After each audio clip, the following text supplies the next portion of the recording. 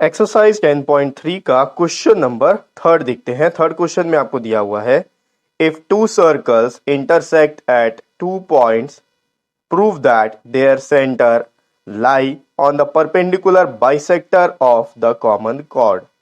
देखो क्वेश्चन में आपको बहुत सिंपल तरीके से समझाता हूं। दो सर्कल है जो एक दूसरे को इंटरसेक्ट कर रहे हैं 2 पॉइंट्स पे, ठीक है।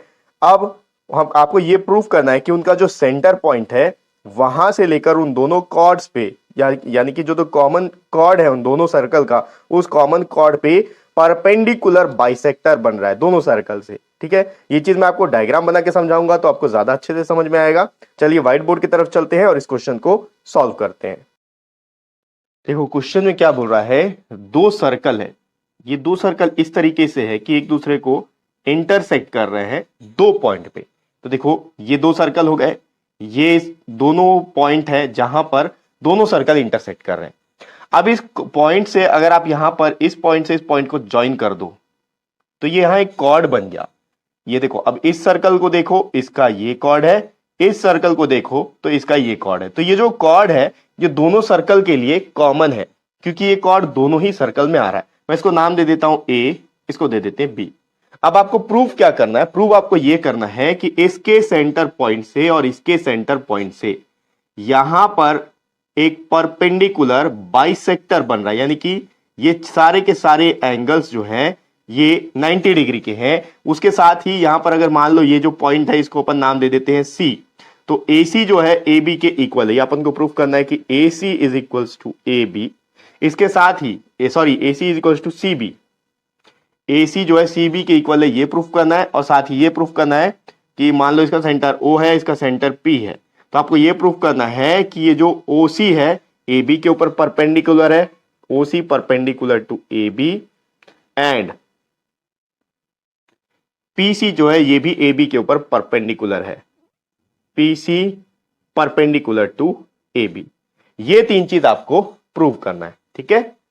तो इसको प्रूव करने के लिए हम लोग यहां पर कंस्ट्रक्शन करेंगे। कंस्ट्रक्शन क्या करेंगे, हम लोग सबसे पहले इसको और इसको ज्वाइन कर लेंगे, ठीक है। तो यहां पर मैं OA को ज्वाइन करता हूं, OB को ज्वाइन करता हूं, PB को ज्वाइन करता हूं और AP को ज्वाइन करता हूं। तो सबसे पहले लिख लेते हैं join OA OB AP and BP, ठीक, ये ज्वाइन हो गया। अब ज्वाइन होने के बाद में हम लोग क्या करेंगे, आप ध्यान से देखो। सबसे पहले तो हम लोग क्या करेंगे, ये जो ऊपर वाला ट्राइंगल है और ये जो नीचे वाला ट्राइंगल है, इन दोनों को हम लोग कॉन्करेंट प्रूफ करेंगे। क्यों करेंगे, देखो हम लोगों को प्रूफ क्या करना है कि ये जो AC है CB के इक्वल है, उसके साथ ही ये जो OC है AB के ऊपर परपेंडिकुलर है और OP जो है AB के ऊपर परपेंडिकुलर है। परपेंडिकुलर बाइसेक्टर प्रूव करना है। तो परपेंडिकुलर मतलब यहां 90 डिग्री फॉर्म हो रहा है, उसके साथ ही बाइसेक्टर का मतलब क्या हो रहा है कि ये जो AC और BC है ये भी आपस में इक्वल है, ये भी प्रूव करना है, ठीक है। तो उसके लिए हम लोग क्या कर सकते हैं, देखो अगर आप इन दो ट्राइंगल्स को लेते हो तो इन दो ट्राइंगल्स को अगर हम लोग कॉन्करेंट प्रूव कर देंगे तो ये एंगल आपस में इक्वल हो जाएगा। लेकिन इन दोनों ट्राइंगल को कॉन्करेंट प्रूव करने के लिए हमारे पास ज्यादा कुछ नहीं है। O से B ये तो इस सर्कल का रेडियस हो गया और O से A ये भी इस सर्कल का रेडियस हो गया। तो ये जो दो ट्राइंगल मिल रहे हैं, इन दो ट्राइंगल में OA और OB इक्वल हो जाएगा। देखो अभी मैं किसकी बात कर रहा हूं, इस ट्राइंगल की, AOC और OBC। इन दो ट्राइंगल को अगर हम कॉन्करेंट प्रूफ करते हैं तब ये एंगल 90 डिग्री हम प्रूफ कर सकते हैं। कैसे करेंगे वो भी अपन देखेंगे, ठीक है। तो यहां पर देखो, यहां पर दो ही चीज मिलेगा अपन को, OA OB ये आपस में इक्वल है क्योंकि सर्कल के रेडियस है, और जो OC है ये कॉमन है। इसके अलावा तीसरा कोई चीज नहीं है हमारे पास जिसको हम ये बता सकें कि यहां पर ये दोनों ट्राइंगल कॉन्करेंट है। तीसरा साइड AC और CB है, वही दो चीज तो अपन को इक्वल प्रूव करना है, ठीक है। तो उसके लिए हम लोग क्या करेंगे, सबसे पहले हम लोग ये ऊपर वाला ट्राइंगल AOP और नीचे वाला ट्राइंगल BOP, इन दो ट्राइंगल्स को पहले कॉन्करेंट प्रूफ करेंगे। In triangle AOP and triangle BOP। अब इन दोनों ट्राइंगल में देखो, ऊपर वाले ट्राइंगल का OA नीचे वाले ट्राइंगल का OB इक्वल हो गया क्योंकि ये इस सर्कल के रेडियस हैं, OA और OB। OA is equals to OB। अब इधर देख लो, एपी जो है बीपी के इक्वल होगा, क्योंकि इस सर्कल का रेडियस एपी और बीपी है। AP is equals to BP. ये दोनों क्यों इक्वल है? ये है रेडियाई ऑफ सर्कल, सर्कल के रेडियस है। देखो एक रेडियस होता तो रेडियस लिखते, एक से ज्यादा है तो प्लूरल फॉर्म उसका रेडियाई हो गया। ठीक है, इसके अलावा यहां पर देखो जो ओपी है दोनों ही ट्राइंगल में है, एओपी में भी और बीओपी में भी। ओपी कॉमन साइड है, OP is equals to OP. क्यों है? ये है कॉमन साइड। सॉरी। अब तीन चीज इक्वल हो गए दो ट्राइंगल में, तो ये दोनों ट्राइंगल आपस में कॉन्ग्रेंट हो गए। Therefore triangle AOP is congruent to triangle BOP. कैसे? साइड साइड साइड से, बाई एस कॉन्ग्रेंस रूल। अब देखो अगर दो ट्राइंगल आपस में कॉन्ग्रेंट होते हैं तो उसके करेस्पॉन्डिंग पार्ट्स आपस में इक्वल होते हैं। तो मैं बोल सकता हूं कि यहां पर ये जो एंगल है इस वाले ट्राइंगल में एओपी में, इसमें ये जो एंगल ओ है ये वाला एंगल, और इस एंगल बीओपी में ये वाला एंगल, ये दोनों आपस में इक्वल होगा बाई सीपीसीटी। ठीक है, तो मैं यहां लिख सकता हूं therefore angle AOP is equals to angle BOP by CPCT, corresponding parts of concurrent triangles. ठीक है, अब आप देखो, अब हम लोग लेंगे इन दो ट्राइंगल्स को एओसी और बीओसी, इस ट्राइंगल को, in triangle AOC and triangle BOC, इन दोनों ट्राइंगल में देखो एओ बीओ के इक्वल रहेगा क्योंकि यहां पर ओए ओबी के इक्वल रहेगा क्योंकि ये दोनों रेडियस हैं। ओए इस वाले ट्राइंगल में, ओबी नीचे वाले ट्राइंगल में, या एओ लिख लो या ओए लिख लो, मतलब एक ही है। ओए इक्वल्स टू ओबी। ठीक, ये है रेडियस ऑफ सर्कल। उसके बाद ओसी जो है ओसी के इक्वल रहेगा क्योंकि कॉमन है, दोनों ट्राइंगल में आ रहा है, एओसी में भी और बीओसी में भी। OC is equals to OC क्योंकि ये कॉमन साइड है। इसके अलावा अभी हमने प्रूव किया है यहां पर बाई सीपीसीटी कि ये जो एंगल ऊपर वाला एओसी और बीओसी, देखो हमने प्रूव किया कि एओपी और बीओपी इक्वल है, तो एंगल तो यही है ना, एओपी लो चाहे एओसी लो, एंगल तो यही वाला है। और यहां पर भी बीओपी लो या बीओसी लो, एंगल यही वाला है। तो एंगल एओसी जो है एंगल बीओसी के इक्वल है। Angle AOC is equals to angle BOC.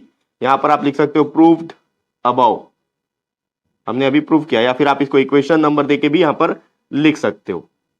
ठीक, तीन चीज इक्वल हो गया, दोनों ट्राइंगल आपस में कॉन्ग्रेंट हो गए, तो मैं लिख सकता हूं therefore triangle AOC is congruent to triangle BOC. कौन से रूल से हुआ? देखो ये दो साइड्स और इनके बीच का एंगल इक्वल है, ये साइड इक्वल है और ये साइड इक्वल है, इनके बीच का एंगल इक्वल है, तो एस ए एस से। ठीक है, by S A S congruence rule दोनों ट्राइंगल आपस में कॉन्ग्रेंट हो गए।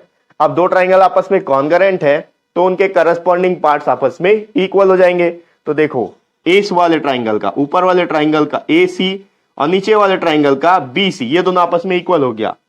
AC is equals to BC by CPCT।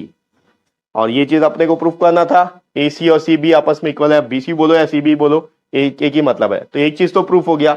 अब दूसरा आपको ये प्रूफ करना है कि ये जो OC है, OC AB के ऊपर परपेंडिकुलर है, PC जो है AB के ऊपर परपेंडिकुलर है। तो आप देखो अगर आप इस साइड वाले को प्रूफ कर दो कि ये 90-90 है तो ये भी 90-90 प्रूफ हो जाएगा क्योंकि OP तो एक स्ट्रेट लाइन है। ठीक है, तो यहां पर देखो परपेंडिकुलर का मतलब 90 डिग्री हुआ। ठीक है, अगर ये 90 तो ये भी 90 होगा ऑब्वियसली। तो देखो यहां पर मैं अगर इसको नाम दे देता हूं, ठीक है, ये ऊपर वाला को मैं नाम दे देता हूं 1 एंगल 1 यहां पर, ठीक है, और इसको दे देते हैं एंगल 2। ये वाला एंगल 1 है, ये वाला एंगल 2 है। तो आप ध्यान दो, AB एक कॉर्ड है, किसी भी सर्कल में अगर आप एक कॉर्ड ड्रॉ करते हो तो वो जो कॉर्ड है एक स्ट्रेट लाइन होता है। ठीक है, अब एक स्ट्रेट लाइन का एंगल कितना होता है? कि स्ट्रेट लाइन का एंगल का मेजरमेंट 180 डिग्री होता है।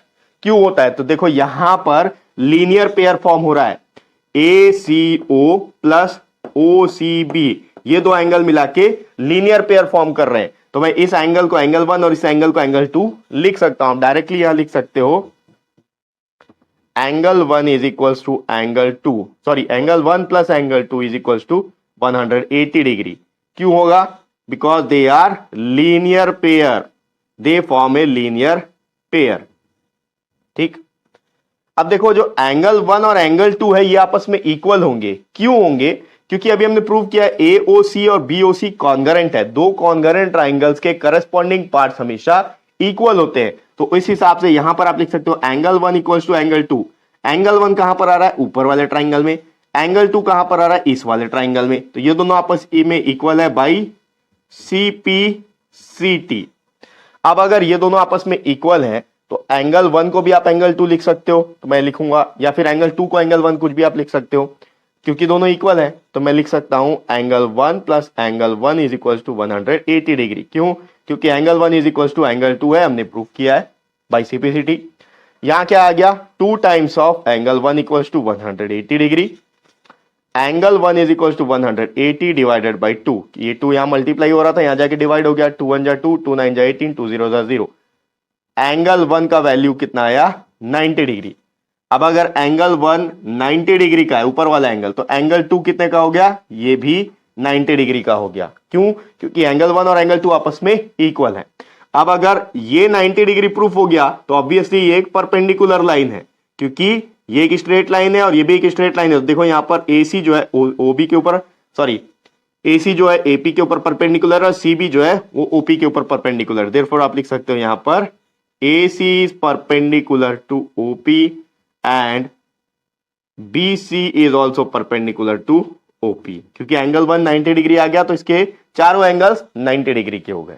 ठीक है, तो ये हो गया एक्सरसाइज 10.3 का थर्ड क्वेश्चन और ये इस एक्सरसाइज का लास्ट क्वेश्चन भी है। इसी के साथ ये एक्सरसाइज यहां पर कंप्लीट हो चुका है। नेक्स्ट वीडियो से हम लोग आगे का पोर्शन देखेंगे और नेक्स्ट वीडियो का लिंक आपको इसी वीडियो के डिस्क्रिप्शन बॉक्स में मिल जाएगा।